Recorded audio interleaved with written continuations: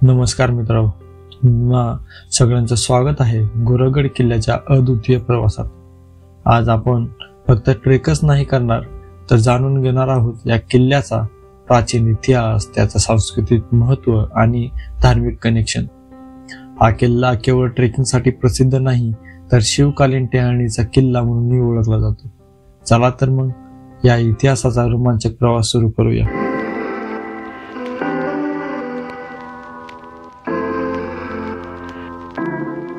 नमस्कार, सुप्रभात मंडळी, तुमचं स्वागत आहे आपल्या नव्या व्लॉगमध्ये। आणि आपण आत्ता आलेलो आहोत गोरगडावर, जे नाथ संप्रदायातील जे नाथ आहेत गोरक्षनाथ, त्यांच्या नावावरून हा पडलेला गोरक्षगड। तर गोरक्षगडावर आहोत ह्या पाण्याच्या टाक्यापाशी, इथून सुंदर नजारे बघू शकता तुम्ही। गडावर आपण टॉपला आलेलो आहोत आणि हे सुंदर नजारे, आणि त्यासोबतच इथे गुहा आहे।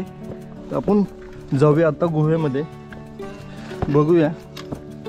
तर बघू शकता ही अशी एक गुहा आहे इथे।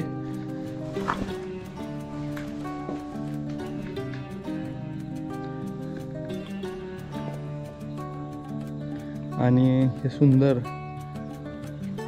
सह्याद्री आपण जर पाहिलं असेल तर आता जस्ट पावसाळा संपत आलेला आहे आणि जी निसर्ग आहे तो निसर्गरम्य आणि सुंदर आपल्याला असं पाहायला मिळतंय। आणि आपला जो रॉक क्लाइम्बिंगचा पॅच आहे तो इथून सुरू होत आता। एक एक एक एक जे आपले लोक आहेत, मित्र आहेत, ते वर जात आहेत। आपण पण जाऊया आता। गोरगड किल्ल्याचं नाव योगी गोरक्षनाथ यांच्या नावावरून पडलं आहे।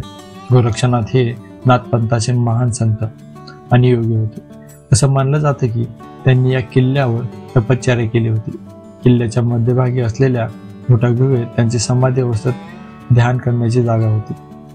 हीच गुहा आजही ट्रेकर्ससाठी मुक्कामासाठी सुरक्षित असायला देते। गोरक्षनाथांचं नाव आजही या किल्ल्याच्या अस्तित्वाशी जोडलेलं आहे आणि त्यांच्या नावामुळे या किल्ल्याला गोरगड असे नाव मिळालेले आहे।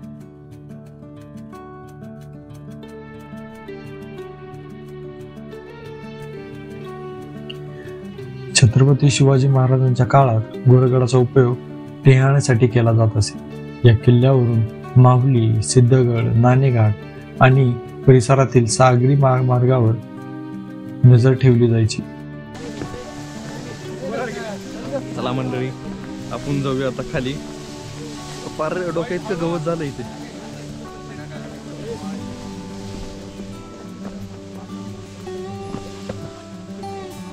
उतरत आहोत। हा जो पॅच आहे आपला सगळ्यात टॉपचा, थोडासा अवघड आहे असं म्हणायला काही हरकत नाही। शिवाय काळात सागरी व्यापारावर नियंत्रण ठेवण्यासाठी हे किल्ले महत्वाचे होते। गोरगड हा तसा मोठा किल्ला नाही, पण त्याचं स्थान रणनीतीच्या दृष्टिकोनातून खूप महत्वाचं होतं। लढाईच्या वेळी शत्रूची हालचाल पाहण्यासाठी हा किल्ला महत्वाचा ठरायचा। किल्ल्यावर असलेल्या उंच शिखरावरून चोह बाजूचं दृश्य मिळतं, ज्यामुळे शत्रूची चाहूल लगेच लागायची। शिवाजी महाराजांनी गोरगडचा वापर लष्करी हालचालीवर नियंत्रण ठेवण्यासाठी केला।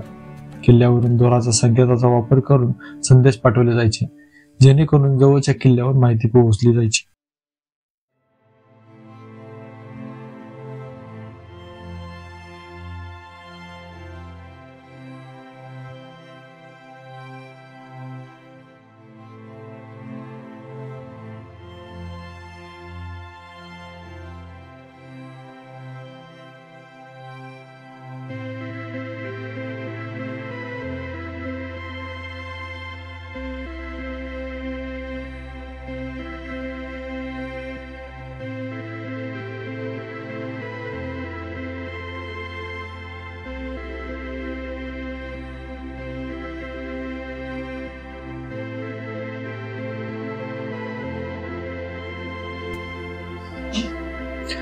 ट्रेकचा सगळ्यात रोमांचक आणि आव्हानात्मक टप्पा म्हणजे इथला सरळ सोट कातळकोडा।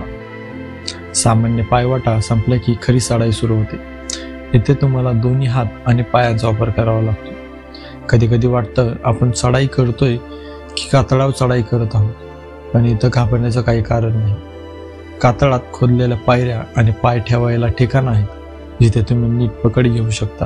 पण हो, काळजी घेणं आवश्यक आहे. इथे थोडी चूक झाली तरी मोठं नुकसान होऊ शकतं. या चढाईचा अनुभव ट्रेकर्सना तर जास्तच मजा येते.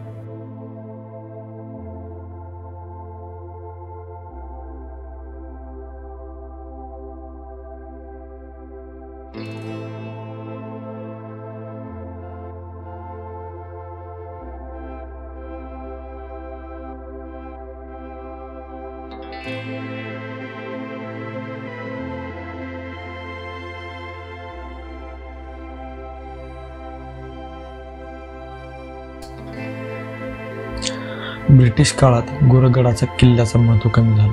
आधुनिक तंत्रज्ञान आलं, बंदुकी आल्या आणि यामुळे टेक्नॉलॉजीने युद्ध पद्धती बदलल्या. यामुळे गोरगडाचा उपयोग कमी झाला. ब्रिटिश राजवटीत गडाचा संरक्षणात्मक भूमिका संपुष्टात आली. पण आजही हा किल्ला पर्यटक आणि ट्रेकरसाठी एक आवडतं ठिकाण बनलेलं आहे.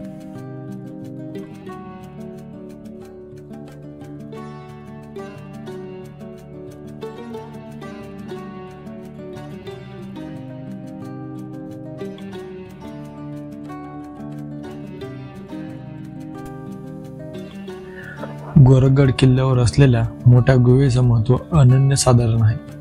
ही गुहा इतकी मोठी आहे की 20 ते 25 लोक एकाच वेळी झोपू शकतात. शिवकाळात लष्करातील सैनिक याच गुहेत विश्रांतीसाठी थांबत असत. तुम्हाला आश्चर्य वाटेल, पण या गुहेत आजही ट्रेकर्स मुक्काम करतात.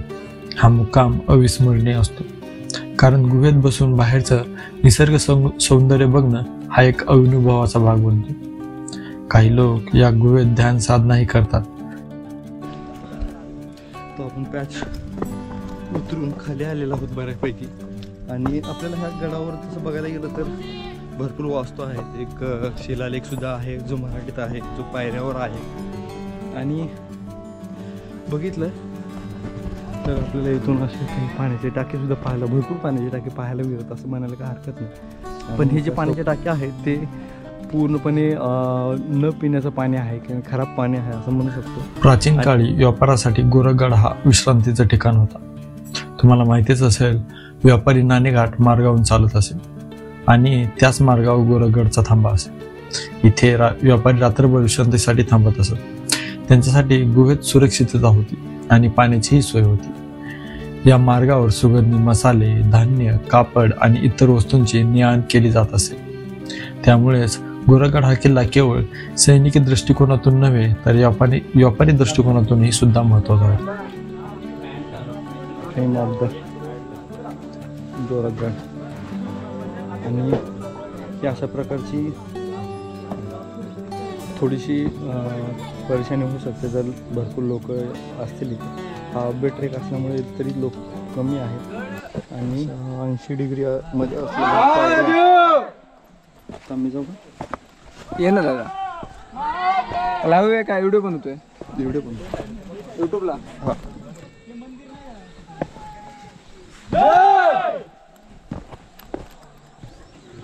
आवाज बंद करतो.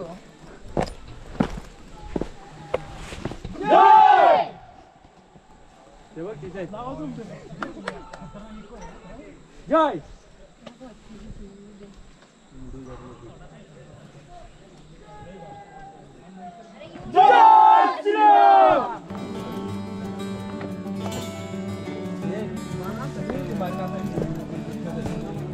जमत नसतं तर उलट होऊन चालत तरी चालेल. नाही, असंच सोपं चालेल.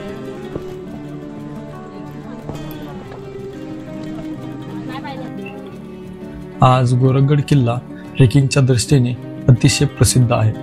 ट्रेकर्स आणि निसर्गप्रेमी येथे येऊन किल्ल्याचा रोमांचक ट्रेक अनुभवतात. पावसाळ्यात धुक्याचा अनुभव आणि हिवाळ्यात दिसणारा सूर्यास्त हा क्षण अविस्मरणीय आहे. आता हा किल्ला केवळ ट्रेकसाठी नव्हे तर ध्यान, शांतता आणि ऐतिहासिक अभ्यासासाठीही प्रसिद्ध झाला आहे. ट्रेक करताना तुमचे शरीर आणि मन दोन्ही ताजेतवाने होते. त्यामुळे गोरगड हा ट्रेक अनेक ट्रेकरच्या यादीत आहे.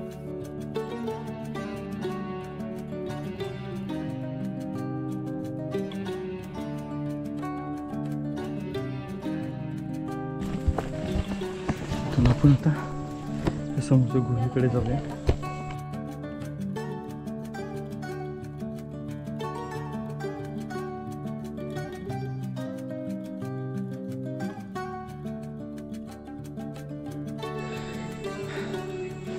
मित्रांनो, गडावर पाण्याचा साठा भरपूर आहे, पण पिण्याचं पाणी मात्र खूप कमी प्रमाणात इथे आपल्याला पाहायला मिळते.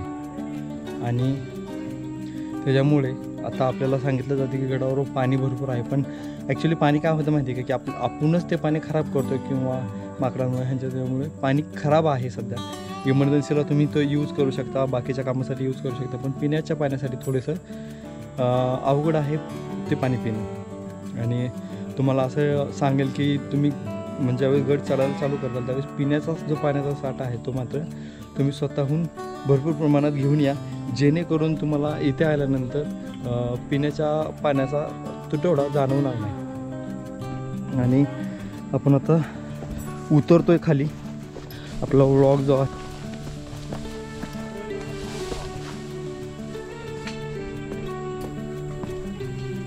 आपण इथून खाली उतरून पोहोचतो ते म्हणजे काळभैरवनाथाच्या मंदिरापाशी. येथे काही शिल्प, काही विरगळ आणि सुंदर असं काळभैरवनाथाचं मंदिर पाहायला मिळतं. इथूनच आपला हा ट्रेक सुरू होतो.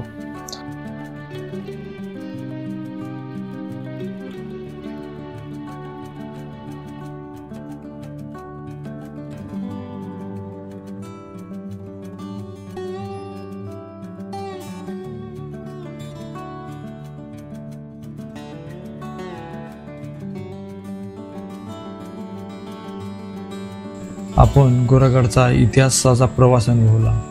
योगी गोरक्षनाथाचं पवित्र स्थान, शिवाजी महाराजांच्या टेहाणीचा किल्ला, व्यापारी मार्गावर थांबा आणि ब्रिटिश काळातील बदल हे सगळं आपण पाहिलं. गोरगड किल्ला आजही ट्रेकरचं आवडतं ठिकाण आहे. इतिहास, ट्रेकिंग आणि साहस याचा परिपूर्ण मिलाप गोरगडामध्ये दिसतो. तुम्हाला हा अनुभव कसा वाटला ते कमेंटमध्ये नक्की सांगा. आमचा व्लॉग आवडला असेल तर लाईक करा, शेअर करा आणि सबस्क्राईब करायला विसरू नका. आपली साथ आणि प्रेम असंच राहू द्या. तर पुन्हा भेटूया एक नवीन ट्रेकवर, एक नवीन किल्ल्यावर. तोपर्यंत जय महाराष्ट्र, जय शिवराय.